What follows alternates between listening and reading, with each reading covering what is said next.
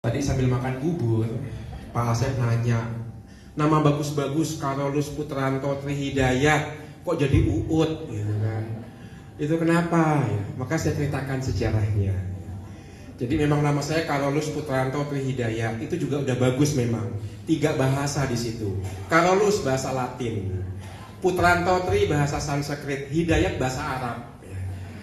Itu Pancasila nama saya. Carolus itu Santo Carolus, Putranto Tri anak ketiga, saya cowok, dan Hidayat itu hidayah ya.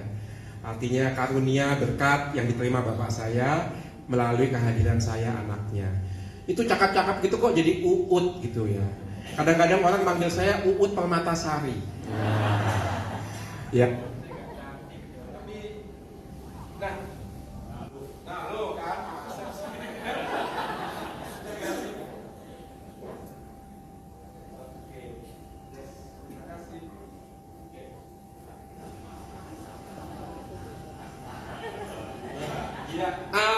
Nah bisa.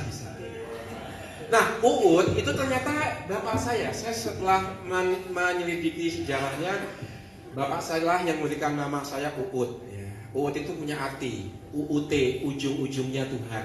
Nah, itu Pak Asep. Bagus kan? Ujung-ujungnya Tuhan. Semuanya diberikan kepada Tuhan. Jadi Romo deh gara-gara itu ya. Tapi kalau menjelang masa Prapaskah atau masa Advent, Uut itu berubah ujung-ujungnya tobat. Asal jangan diganti D, ujung-ujungnya devosi. Baik, nah itu perkenalan singkat. Saya nama Uut dari Keuskupan Agung Jakarta.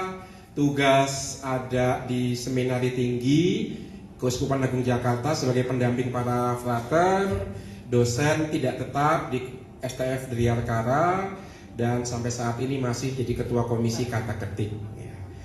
Itu tugas yang diberikan Bapak Uskup. Saya datang tidak sendirian, saya ditemani oleh teman saya, Chris, yang ada duduk di sebelah kanan. Kami datang berdua. Nanti juga saya akan menceritakan sedikit pengalaman saya dan Chris. Oke, kita lanjutkan saja.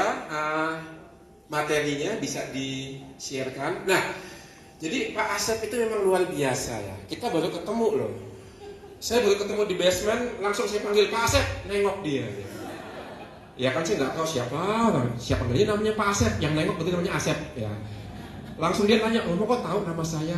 Romo tuh punya kepekaan roh, kata Pak Sis ya. Punya kepekaan roh, karena kami memperdayakan roh untuk mengenal domba-domba. Nah, singkat kata, saya mau mengawali dengan sebuah cerita. Karena Pak Asep itu nanya, kamu apa hubungannya daya Roh Kudus dengan perilaku adil? Ada nggak hubungannya? Ada nggak? Ada. Di mana hubungannya? Nah, itu yang akan kita coba kupas selama pagi sampai siang nanti. Saya akan memberikan satu ilustrasi kecil. Bapak Ibu sudah menerima abu? Kok nggak ada? Oh udah mandi ya, makanya hilang ya. Iya. Rabu Abu itu saya jalani di 4 tempat yang berbeda. Rabu Abu kemarin tuh ya, saya memimpin misa Rabu Abu di komunitas para frater di Cempaka Putih. Yang kedua, saya memimpin misa Rabu Abu di rumah tahanan Cipinang. Ada Ibu Lili, ini teman sepelayanan kalau ke penjara. Tapi nggak hanya ke penjara, ke rumah makan juga ya Bu ya.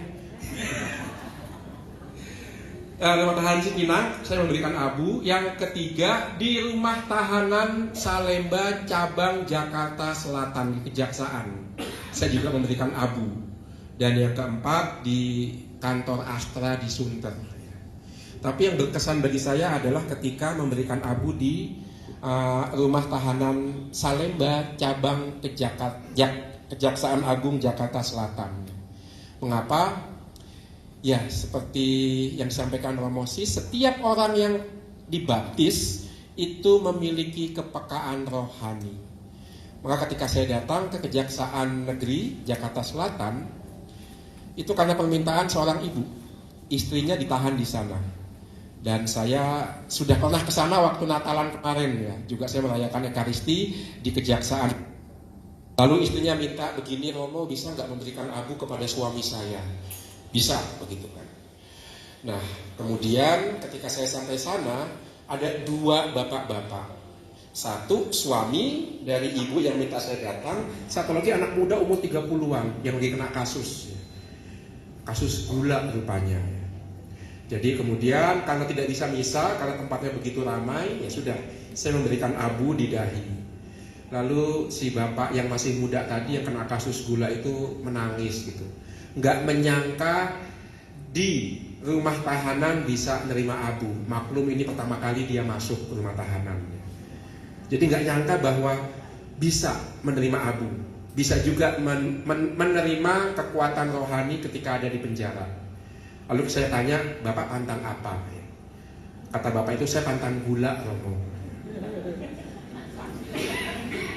Mentang-mentang kasus gula, pantang gula. Tapi yang menarik adalah si istrinya. Istrinya itu bawa, ini abu-abu ya. Istrinya bawa kue kesukaan sang suami. Kuenya itu roti ada stik di dalamnya, ada daging. Menurut Bapak Ibu, teman-teman di penjara bisa nggak makan daging di hari Rabu Abu? Bisa apa enggak? Pasti bisa, tapi pertanyaannya boleh apa enggak? Wah, itu dia yang tanyain istrinya. Aduh Romo, saya lupa ini Rabu Abu. Saya bawa roti isinya daging. Romo boleh nggak saya berikan ke suami saya? Terus suaminya nanya, Romo boleh nggak saya makan pemberian istri saya? Saya bilang boleh. Tapi kan Rabu Abu Romo. Bapak lagi di penjara, ya kan? Maka Bapak itu udah kena pantang kebebasan. Berat hidup Bapak di dalam itu. Masih harus pantang daging lagi enggak? Bapak harus punya protein. Bapak harus siap kalau masuk nanti sidang pengadilan. Maka ini adalah cinta istri Bapak memberikan kue kesayangan Bapak di hari Rabu Abu. Silahkan makan. Juga kalau ada dagingnya. Tuhan pasti berkenan kok. Hidup Bapak udah susah di dalam. Singkat kata yang mau saya katakan adalah, walaupun teman-teman itu ada di penjara, tetapi mereka punya kerinduan. Mereka haus akan sesuatu yang bukan datang dari dunia ini. Sesuatu yang datang dari Allah yang bisa mereka terima melalui gerejanya. Salah satunya adalah ibadat Rabu Abu itu. Itu yang membuat hati saya tersentuh. Nanti mohon maaf, saya akan banyak ambil contoh dari kehidupan di penjara. Karena saya sebulan bisa keluar masuk penjara minimal 2 kali. Satu pasal narkoba, satu pasal penggelapan. Enggak, saya nggak pernah kena denda. Karena lebih pelayanan. Itu baik. Maka kita akan melihat bagaimana daya roh yang sudah Allah berikan kepada kita itu akan terus hidup dan akan mendorong kita untuk berperilaku adil. Karena hubungannya erat sekali antara roh dengan perilaku adil. Satu contoh sederhana. Salah satu tokoh dalam bangsa Israel yang seringkali menyerukan keadilan.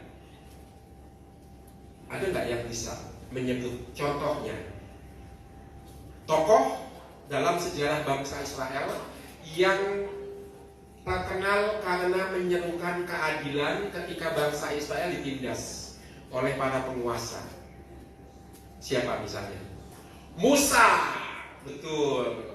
Melawan ketidakadilan Firaun, ya kan, atas bangsa Israel. Siapa lagi? Amos. Siapa lagi? Musa, Amos tidak samaan tuh. Baik Musa maupun Amos sama-sama nabi, ya kan? Nabi Musa, Nabi Amos. Semua nabi Israel itu penyuara pewarta keadilan. Ketika melihat bangsa Israel itu ditindas baik oleh raja asing maupun oleh raja mereka sendiri. Dan Nabi dalam kredo Nikia Konstantinopel dikatakan, kami percaya akan Roh Kudus yang berbicara melalui para nabi. Maka lihat ada hubungannya Roh Kudus dengan keadilan, yaitu melalui para nabi. Kita akan lihat secara lebih detail nanti. Oke, lanjut. Oke, kita lanjutkan.